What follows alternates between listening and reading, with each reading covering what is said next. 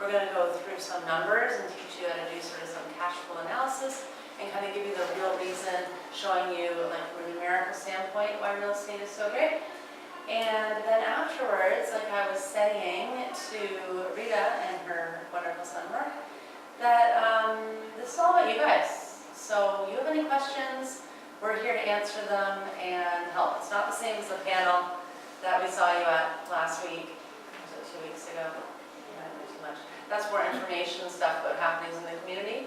And this really is more about real estate investing basics.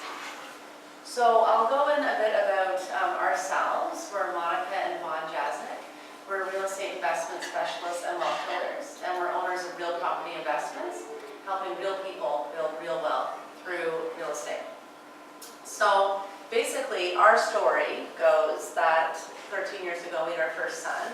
I just finished my master's in teaching and I wanted to be a stay-at-home mom. And so to make this happen, we were living in Markham. We were actually in Australia. We just moved back to Markham, where I've been born and raised. And we realized really quickly how expensive it is and to live in Markham. And it really takes 2 full-time salaries. But I was determined to have my first and foremost job to be a full-time mother, which unfortunately doesn't have a wage. And we really put finances to the forefront. And I was trying to create the income for our family, doing things. I had a talk this morning and I was saying what I call the ordinary way. So basically, you know, most of us Canadians here, we're trained to go to school and study really hard and get a job and just work really hard. And then unfortunately we're taxed really hard. Miraculously save 10% and grow that money in bank products. And as I was doing that and paying attention to our returns, I was realizing our returns really weren't, you know, they were minimal, if not negative, especially when 2008 rolled around. So I realized we had to do something differently, and real estate was the way that we wanted to go. So I love real estate for so many reasons, and I'm going to talk to you about you know, the reasons I love real estate, and I'm also going to talk how real estate helped our family not only create a portfolio so we are financially free, but I've been at home for 13 years now. And all our retirements covered for, our kids' 4 university educations are covered for, and best of all, we've created a business from our personal story and helped over 800 investors invest in real estate. So the reason I love real estate so much, or why, let's actually go backwards here. Everyone loves real estate. Everyone knows 90% of the world's billionaires invest in real estate. But 98% of Canadians do not invest in real estate. So everyone always wonders, you know, why. And I kind of touched on it, why I didn't. I did the ordinary things. A lot of people just don't know how to do.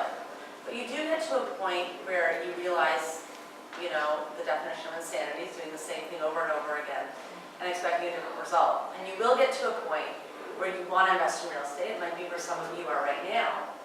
But you're stuck here still. You know you want to do it, and I was stuck in this spot for about 2 years. I was surrounded by books, I was reading Rich Dad, Poor Dad, we were reading Think and Grow Rich, our mindset was there, we knew what we wanted to do, but these 3 things really stopped us, and it was lack of money, lack of time, and lack of knowledge. Now, is anyone in this room currently experiencing any of these 3 things?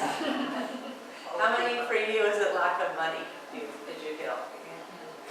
Lack of time? And lack of knowledge? So you're not alone. Most people, you know, experience this, and this is what we have helped address. Okay? So we'll be talking about this in the seminar tonight. So, is anyone here currently investing in mutual funds or stocks, bank products? So is this kind of like, this is sort of familiar to you? So this is, to me, you know, when I started doing this, I mean, this was just way too volatile. Like, I'm a control freak. I know exactly what I plan to do. Our family is very organized. You know, I like to know what's happening. And with mutual funds, I found there was just no control whatsoever. It was like going up like an escalator and down like an elevator. And, you know, this to me just wasn't working. Because when you see some of these highs and it looks like you're doing really well, and every morning you listen to your stock analysis on 680 News and it says, you know, everything everything's going up, and you don't really know what's happening, but a lot of people think they're doing well. But if you do your average returns in either stocks or mutual funds, you're really only going to find you're at 5%. So does anyone want to argue that point? Because I love arguing this point. So a lot of people in stocks, sometimes your returns must be a lot higher, but you do have those lows. So I challenge anyone who has done the stock market or the mutual fund market, seriously, go home, calculate your returns for the last 5 years, and you will not be higher than 5% if you're at 5%. Which I guess is not a bad return, you know, I guess. Is anyone here happy with 5%? Because you have to pay this fee for the advisor. So then you have your Murphys. Do you know what Murphys are at? Your management expense ratios? Yeah. So So after you deduct that, you got pretty much nothing. we minus that at 2%, and then you can minus inflation from that. Yeah. Now, unfortunately, our inflation number does not incorporate real estate, which has been at an all-time high. So the problem really right now, and I was addressing this morning at this talk for a bunch of business people here in Markham, is that we're in a crisis situation. It's the middle class, it's the people kind of like us that are really the ones that are working the hardest and carrying all the load. We're paying the highest taxes, and we are the ones at risk. Most Canadians are one paycheck away from financial ruin. And where they're growing their savings, there's a lot of Canadians today, they cannot afford to retire. And never mind, they cannot afford to take care of their children. There's a lot of people this age are like, how am I ever going to be a homeowner? And the parents are like, I don't know, how am I going to retire? I can't help you, I have to help me. And the kid's like, well, I can't help you because I got to help me. So there's like this total crisis mode, and until people, we have 98% Canadians that are doing this. We have 2% of the population that's doing real estate. So our goal at Real Property Investments is we help this 98% and teach them what the 2% are doing. So that's why we say we help real people. Real people build real it's wealth. really competitive. I thought the real estate investing is so competitive. On which sort of Like, I thought things like people like buying real estate to rent it out and all that. I thought it was very competitive. Well, I Yes. heard that people are getting, like, it's less and less, it's tougher to find deals now because a lot of people are doing it. Oh, well, yeah, totally, until all these rules changed. You know, about 6 months ago, now all the home prices of the market dropped 20%. So there's been a huge cooling. And that's fantastic, because we've done more activity than ever in the last 6 months, because it was very pesky having everyone up in our market, driving our prices up. But what we do is we analyze different places to invest with strong economic fundamentals. And the numbers stop working. We don't invest in Markham, by the way, or the GTA areas. We have 6 areas of specialty across Ontario. So anywhere from Barrie, Hamilton, all of Durham region, St. Catharines, and Kitchener-Waterloo, Cambridge, and even Windsor. So there's all these different types, and we go in each one of these areas, we form teams in each one of these areas, and then we have different types of real estate models. We're going to walk through one of these really soon. We're going to show you exactly how strong you're going to be on your numbers and how confident you're going to be going. So Peterborough, for example, I mean, Valley and her husband came to a Peterborough, to a panel we had last week, and we told them about, or they found out about a Peterborough bus tour one of our Durham specialists was having. And they were supposed to go up to Peterborough to actually, you know, see properties and walk properties. So I love Oshawa personally, but the market got too hot and the prices were too high and it was just too competitive. So when that happens, we're forced to look at different areas. So we just went further east and ended up actually in Peterborough and developed a new model out there as well. So we never compete, we always operate in a cooperative claim.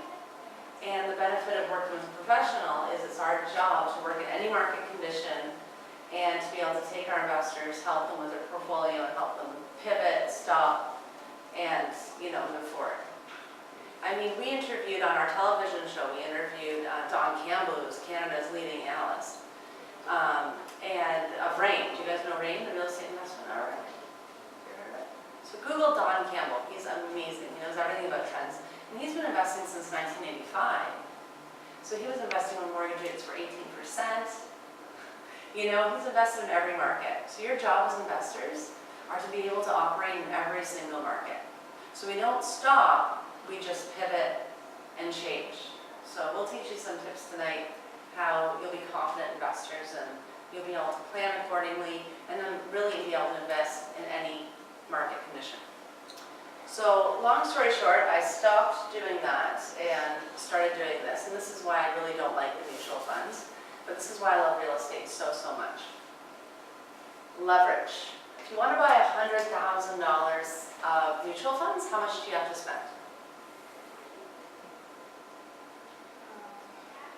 Some of them what? If you have, no, but if you want to buy $100,000 worth of mutual funds, how much do you have to spend? A lot more. Sorry? A lot more. No. This is like a trick question, kind of like who is buried in Grant's tomb? Well, it's the same like buying stock. You just tell them the amount you want to invest. No, so you could say, let's pretend you wanted to buy $100,000 in stocks. Yeah. How much do you have to spend? 100,000. $100,000. Yeah. Okay. But if you want to invest in real estate, how much do you have to spend? You want to buy a $100,000 property, how much do you have to spend? Well, it depends. You can put down payment and the rest is the bank money, or you can borrow. Exactly. You could leverage. And that's why this is the only investment tool you can actually incorporate leverage. So we always say 20%. So you have a choice. You can invest in stocks and mutual funds. You want $100,000 worth, you spend $100,000. Or you could buy a $100,000 property and put $20,000 on. Heck, if you have $100,000, you can qualify. Buy 5 $100,000 properties. So by using leverage, you can take that same $100,000, but you own $500,000 in assets. Isn't that incredible? Never, ever pay off your mortgage on your investment properties unless you're passing them down. You have 25 years to do that. So unless you're passing them down to trust, because I would not suggest passing property down in trust that's encumbered at all. It's Sorry, just- say that again? I'm not sure I understand. Yeah, so don't ever, never pay off your mortgages on your investment properties unless you're passing it down to your kids in trust, or it's at that point where you're very, very close to retirement and you know you're going to be doing a transfer. Because to give someone else a mortgage, it's a pain for them. It's never a good idea for them. You know? So even if you pay it all, like That's it's all perfect. paid for, Yeah. and you can give it to your kids. Oh right? yeah, give it in trust. But don't give them a property that has a mortgage attached to it. Right. You know, because then it puts them in a situation where, you know, they might not be able to qualify for it or, But if it's like your kids and if you are investing it and it's giving you passive income every Mhm. month, you can still give that to your kid and they're getting passive income. right? absolutely, And then it's absolutely. paying for the mortgage, so you don't have Yes, to worry. yes. But you just have to make sure they can qualify for the Oh, okay. mortgage. Because they would have to be on title for that if you're gifting it down to them. Oh, I see. But don't worry about that because it will be paid off. You're done. It'll be paid off That's the way then. goal. You'll refinance it 3 or 4 times by then. This is what we do with real estate. But it is the only investment that you can actually use leverage. Second is control. Real estate, like this to me, is there's no control. You cannot control a typhoon from going through Brazil and wiping out your pineapple stock. Okay, we could not control 9/11. You can't control things like this. But real estate, you have total control. You can pick your area, you can pick what you're buying, you can pick your tenants, you can pick your purchase price, you can pick what you're going to do with the property, you can pick your exit strategy, you can pick your down payment, you can pick anything. You have so much control in this. You can plan. We're going to go through some numbers tonight. You can plan, you know, so all these people freaking out about these market conditions and these prices dropping and, you know, this, you know, the mortgage rates going up and all that stuff. We plan always for that. You have control over your numbers, you can plan for these situations, so you're never ever affected by them, okay? Real estate's tangible. I mean, this is not tangible.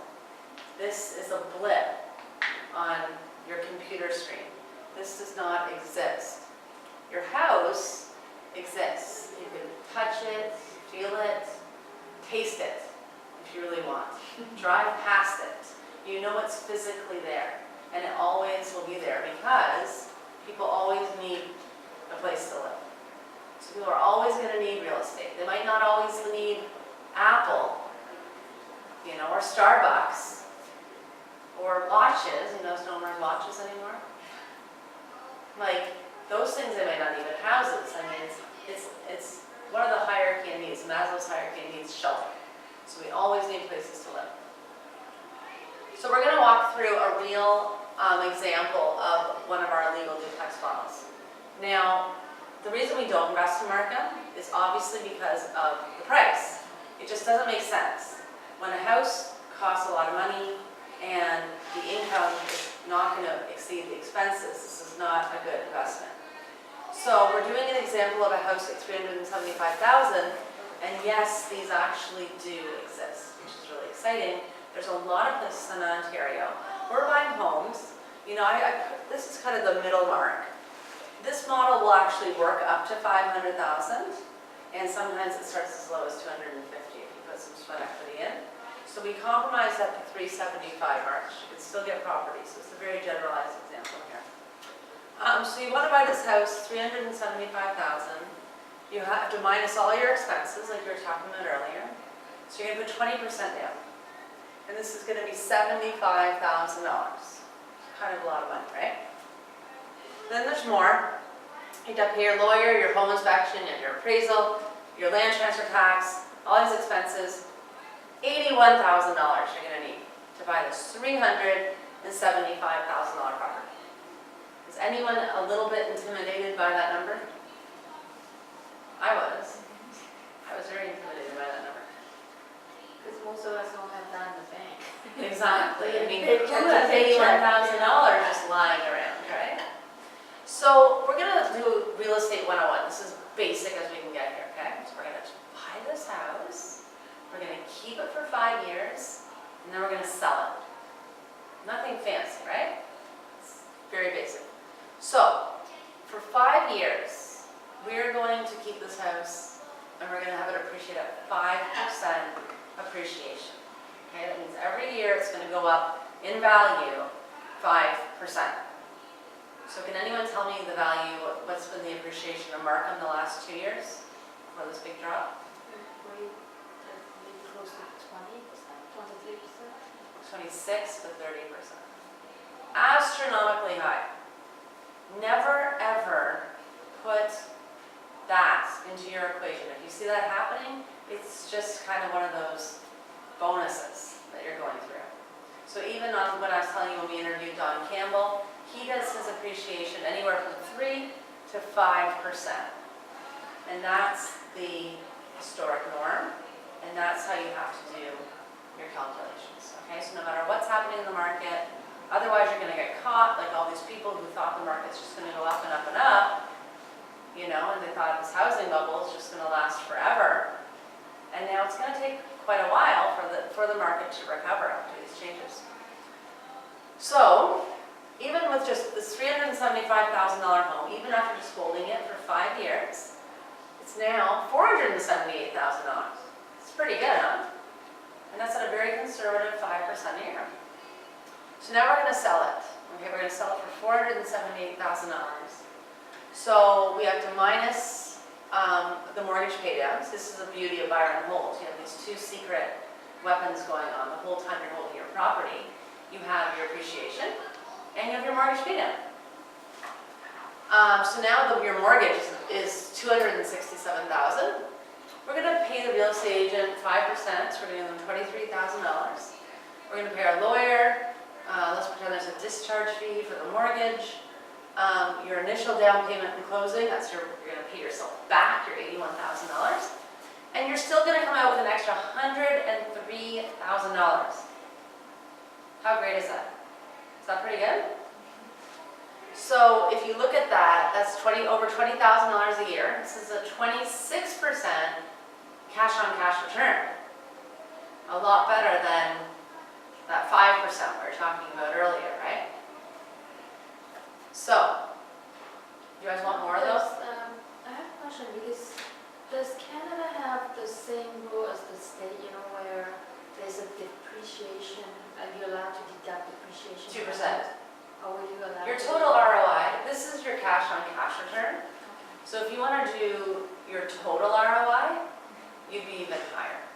So does the accountant, like let's say at the end of the year when you file your tax, does your accountant automatically calculate all that? If you have a real estate accountant, like the ones that we use, we help our members, they work with you very closely. The first people we actually put you in touch with is our accountant, because we want to help you find out how are you going to buy your real estate. Who are you? You know, how much money are you making already? The last thing I want you guys to be making is you're doubling up on 6 figures, and then we do a cash injection, you're pulling out another 6 figures one year. I don't want you to lose everything to taxes. So you really need to plan things. You need to use a real estate accountant, and it's their job to really take those things into consideration. So these real estate, these accountants, they're familiar with all kinds of financing vehicle, like I'm talking about, some people may want to use things like, you know, their Viva and their RSP. Oh, we'll talk more about that. Instead of going to the bank, so Yep. they're familiar with all those. Absolutely. They know all those things. And there's other people on the team that we have too that work closely with you as well, like exempt market dealers, private market specialists. There's all sorts of people. Mortgage So they'll agents. actually be able to help you get everything set up, like, Absolutely. and You're not supposed to do this on your own. yeah, that's the thing I'm trying, like, I read books, but I'm like, how do I put this in action? You never want to be the smartest person in the room, because that's when we started. We had to do everything on our own. You know, it was really tough to form our team. Wow, like that was a real struggle Yeah, as I'm well. trying to find people that know what they're doing, know their Mhm. tax and everything. So the team you have, they Yes. have all of that. Took us 3 accountants. We even got audited one year. Then another one went psychologically crazy and took off to the North Pole or something. I hope our accounts didn't do that to her. And I had 3 bookkeepers. Finally, our business coach finally said, look, learn to do the bookkeeping yourself. Just do it. And he gave me something called Accountant in a Box. And I actually learned the system, and I am not an accounting person at all. Yeah, me neither, and I don't want Totally to an do that. entrepreneur. So we would line it up. You don't have to do that. This is So you do have people that knows that. Okay. But I was at the point where I had to, because I do this for a living, and I'm the entrepreneur. Every business owner should always write their own checks.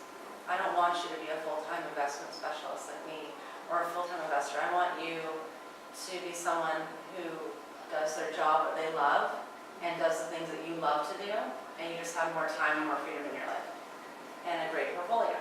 So it shouldn't have to take a lot of time. If you have people helping you, you don't have to. Because that's the thing, that's why I didn't get me to, that's why I kind of hesitate, because I'm thinking, I don't know how to do bookkeeping, I don't know accounting, and to find people that knows this stuff, how am I going to find them, and how do I know I trust the people, and how do I know they know what they're doing? Exactly. So you have team that's all lined up that they know what they're Absolutely. doing. And like I say, the accountant, I think, is one of the most valuable people on your team. And he does US as well. So he's cross-border lawyer and accountant. They actually work together. So if you guys ever form LLCs or you incorporate, you know, you guys have to know how to buy your real estate too. Is it better off to buy it personally? Is it better to incorporate? Are you interested in the US? Should you form an LLC? I mean, there's a lot of people that are going to tell you a lot of information, and these are very ethical people who will make sure you get what you need. Because a lot of people will tell you to do too much, and then other people will just not tell you enough. So the number thing we're trying to protect you from is the taxes, for sure, and legal implications as well. So if you're just beginner, like, do you have to, is it a good idea to set up like a company, or is it better to just be like just a personal? It depends what you look like on paper personally. So I would suggest that your real estate accountant actually does like our real estate accountant does our personal accounting as well. Because we can also get to a point where you're almost, if you set up a corporation, you're running some aspect of real estate as a business, you can start writing off your personal things as well. Oh, so it's like a business can be done. Yeah. So, oh, that's great. Yeah. So things like, mortgage, your interest that you pay on a mortgage can be deducted. Oh yeah, always. And your overhead, like utility and Yeah. insurance. And then say if like you're managing, you're doing your own property management thing, a portion of your personal residence, all that, deducted a portion of your car, you know, of your fuel. If you're going to drive to Hamilton to see your property, you know, then you can write a portion of that off. There's a totally different, it's very, very different because we get dinged so much with taxes. Yeah. It's interesting how when you do have some point of business that you can kind of start playing around with the numbers a little bit and legitimately write things off. Sure. So are you also property managers? We have property managers on our team. Oh, Because I would never expect you, and we'll talk about that a little after you're either, but I never expect you to be like in St. Catharines managing your own properties. yeah, that's the thing. It's very difficult. Now there are ways, we're actually having an event on November 7th at the Bayview Golf and Country Club. And it's called DIY investing, do it yourself. And we actually have the head of the property guys coming out and talking about anyone ever want to list their own stuff. And then we also have NV Property Management, and they also do have like a do-it-yourself property management structure as well, where you can use their system, but you are managing it, but you kind of have that support and that structure. But we definitely, I mean, have a good set of property managers in every area, as well as paralegals, because that's who you might need if you ever get with bad tenants. Yeah, like that's the landlord and tenant. I don't know all those laws, but. No, Yeah. you would never be expected to. That's really tough, and that's a lot of do-it-yourself stuff, so you always want to at least, and there's different ways you can work with property managers as well. Like you could just have a property management company, maybe they just tenant locate, you know, and then from that point, you just collect the rents yourself, you let them send you e-transfers or whatever. But sometimes, it depends what you guys want to invest into. Like if some of these places, if you don't mind rougher apartments and stuff, like we have a lot in Northern Ontario, that's where we started out, so we're definitely full, you know, property management up there. And these people, they probably pull out change with their pockets and hand it with bubble gum wrapped in it. Like, you know, you don't know, some of these people do e-transfers and do things electronically, but other people, we own apartment buildings, so that's totally, totally different. So, it depends what you need, and this is all the sort of stuff we work with you on. Like, what is your tolerance? You know, what is it you're looking for? And, because I mean, the kind of person that's going to live in a single family home might be a lot different than a person who lives in an actual building. So it's neither better or worse, it's just is, and we will tell you what those expectations are, and all of our agents operate in the exact same manner. We're very an eyes wide open approach, because we want you to know exactly what you're getting. Like our Kitchener specialist did a talk, they do informational sessions in that area every month. And the way he talks is just hysterical, because he was sitting here talking about, are you leaving? Oh, did you not like the talk? Oh, you're busy. Oh. Okay. Yeah, no, you know, listen, we're walking through it. Sit down, just sit down. Trust me, you will learn. You will like it. Trust me. And I'll sit with you after next week. Anything you don't understand, you ask me and I will break it down into the most simplest terms. Okay? Yeah, so he was very, very eyes wide open. Like, they're like, well, what about this place? It's really cheap. Like, yeah, if you like bums living there and like people coming in and out every 3 months. Some people don't care, but some people do. So it's whatever you guys like, and all of our experts, they know their areas really well. But let's finish here really quickly. So 26% cash on cash return. We're going to do even better than this, okay? Because what have we been doing with this property for the past 5 years? Renting it out, okay? So we're renting it out to some tenants. We have some very, very conservative rents here. We're going to rent the main floor for $1,400 a month, and we're going to rent the basement for $1,000 a month. So we have $2,400 in rent coming in every month. But what kind of, what city would you be able to expect that kind of rent average? It's actually higher now. This is kind of an old slide, but this could be like Oshawa, this could be Barrie, this could be Kitchener, this could be St. Catharines. The rents are probably a bit higher, but once again, we're going really at low rents here, okay? So even then you have to calculate your expenses. You have your normal expenses every month. You're paying your mortgage, your taxes, your insurance. But I want you to pay attention to these three hidden expenses here. This is what you always need to put into your numbers. And a lot of real estate agents, if you guys just go on MLS and searching, and you're probably not putting these numbers in, and the real estate agents are not going to put these in for you, unless there are real estate agents, because we tell them to. You want to always put in 8% for property management, even if you're managing your own properties. Put it in. Because you might get so much money from real estate, you might go for a trip around the world. Who's going to manage your properties, right? You don't want to ever be in negative cash flow. Or life happens, you know, you might get sick, or you might have to go take care of someone. So you always want to have that there. 5% maintenance, you always have to maintain your properties. You know, this isn't for major repairs. This is for just upkeep, you know, repaint, something happens for your tenants, fix it. You know, maybe you can do some savings for larger stuff down the road. And then you always have your vacancy as well. Tenants don't stay forever. Some of them do, but they don't. So on top of their last month's rent, you definitely want this 3% vacancy. And the way you get your vacancy is if you go on the CMHC website, then you can find out what's the vacancy rate is for that area, and then double it. Okay, so we're always going in like worst case scenario, okay? So after all your expenses, your income is $2,400 a month, your expenses are $2,000 a month, so your cash flow, basically your income minus your expenses, is $343 a month. That's pretty good. Now I know there are higher cash flow properties, but even $50 a month is fine. As long as you're not cash flow negative, because real estate really is a long-term investment. It's kind of a slow wealth builder, especially if you're doing buy, rent, hold. Because remember, we're going to be making a lot of money when we go to sell this property or refinance this property. So, Sorry, I have a question. yeah. So when you, let's say after 5 years, you decide to sell it, right? And then you have to pay capital gain. But does Canada have a law, just like in the state where they said, what, 1031 No. changed it? So No. you can buy another property No. and you don't have to pay? Unfortunately not. And that is called the velocity of money. The 1031 exchange is the best thing ever. So basically in the United States, you can invest and get all your gains, just reinvest them and you don't get taxed at all. Yeah, they don't have it here. No, Okay. I think the Queen said no. No, we're not allowed to have it. So then it wouldn't make sense to sell it, like why? But I mean, if it's cash flowing every month, then I wouldn't sell it. I would just leave it like that forever. Exactly.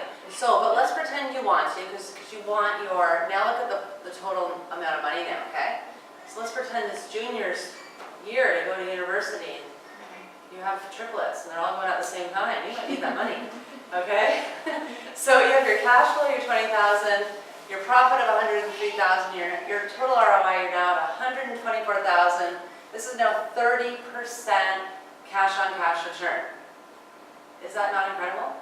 Now, most of our models are at least at 30% cash-on-cash return. Even though a good real estate